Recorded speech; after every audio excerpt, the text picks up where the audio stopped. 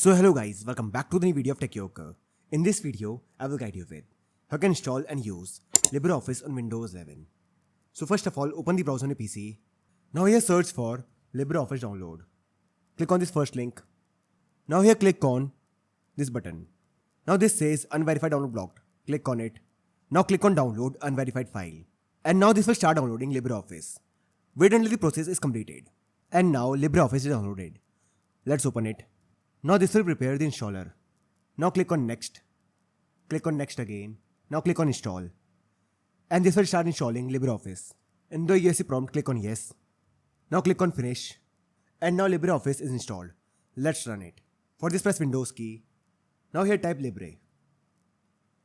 And here you will see all the apps. Writer, Calci, Draw, etc. Here Writer is for documents. Calci is for sheets, etc. You can run any app and use it on a PC. So this I can install and use LibreOffice on Windows 11. So I hope you find this video useful. And if you do, then don't forget to like this video and subscribe our channel.